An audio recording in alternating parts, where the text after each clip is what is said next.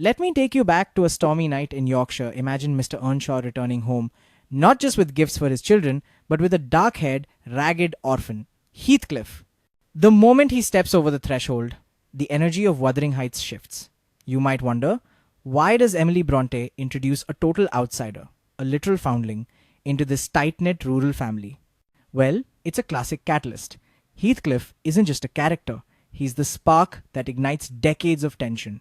Now, Heathcliff is immediately met with suspicion and jealousy, especially from Hindley, Catherine's brother. It's almost as if Bronte is experimenting with the concept of social stratification, that's the rigid class ladder people climb or fall from in Victorian England. And within days, the house is charged with conflict.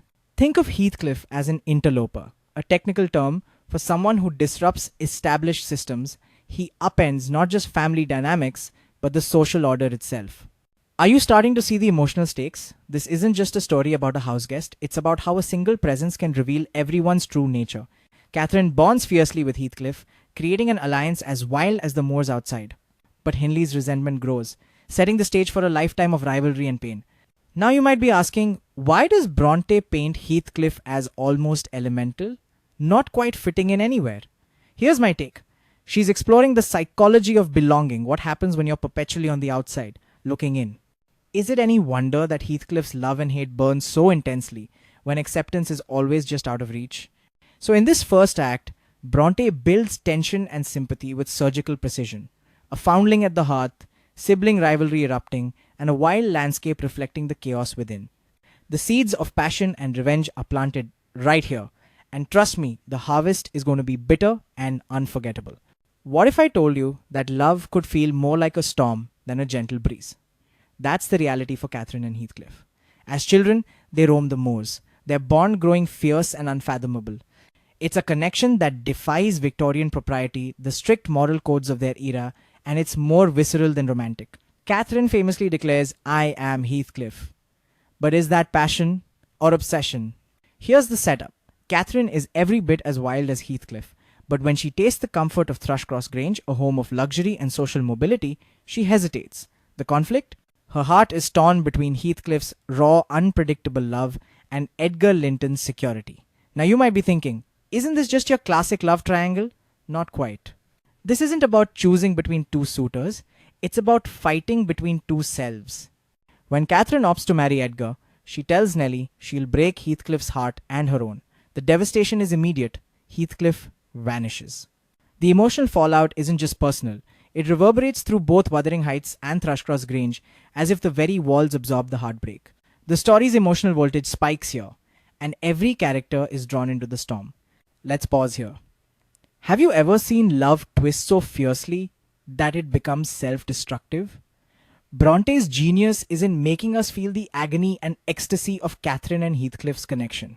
She uses the moors as a metaphor for their relationship. Unpredictable, dangerous, yet breathtakingly beautiful. In the end, this act explores not whether love can survive, but whether it can coexist with society's rules. The answer, in Bronte's world, is messy, heartbreaking, and utterly unforgettable. Picture this. Years have passed, and Heathcliff strides back into Wuthering Heights, transformed. He's no longer the bullied orphan now. He's wealthy, educated, and burning with purpose. It's the classic hero's return, but with a dark twist. You might ask, what's changed? Two words: calculated vengeance. Heathcliff's strategy is nothing short of psychological warfare. He manipulates Hindley, exploits primogeniture, that's the system where the eldest son inherits everything and even entangles the next generation in his web. There's a chess master quality to his moves, every decision designed to maximize suffering. Are we supposed to root for him or recoil? Bronte doesn't make it easy. Now you might be wondering, why does Heathcliff go to such lengths? It's all about unresolved trauma, his love for Catherine, his humiliation, his longing for justice.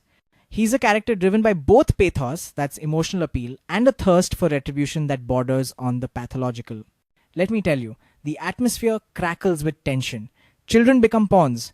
Marriages are arranged not for love, but for leverage. The walls of both estates seem to close in. You can feel the claustrophobia, the inevitability. Bronte is masterful at building suspense. Every chapter pulses with the sense that vengeance once unleashed, is impossible to contain. And yet, behind every cruel act, we catch glimpses of Heathcliff's pain.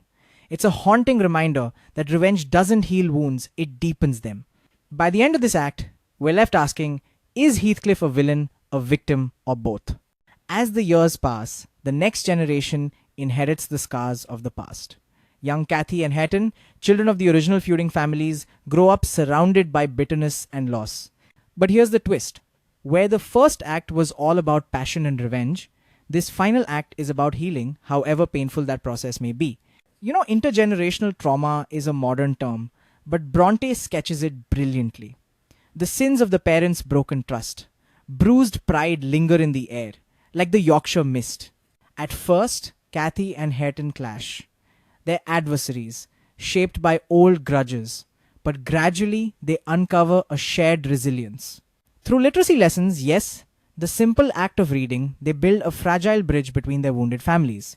Now you might be thinking, is redemption even possible in a story this dark? Against all odds, Bronte offers a cautious yes. As Heathcliff ages, he's haunted literally by Catherine's memory, experiencing what we could call psychological haunting, a mind unable to let go. His death marks the end of an era and the beginning of something softer. Let me paint you a final scene. The old wounds begin to heal as Cathy and Hareton fall in love, offering hope that the cycle of pain has finally been broken. The moors, once wild with storms, quiet into a promise of peace. It's bittersweet, isn't it? In this resolution, Bronte suggests that genuine, hard-won love can outlast even the darkest legacy. The story closes not with thunder, but with the hush of forgiveness, and the sense that new beginnings are possible, even on these haunted moors.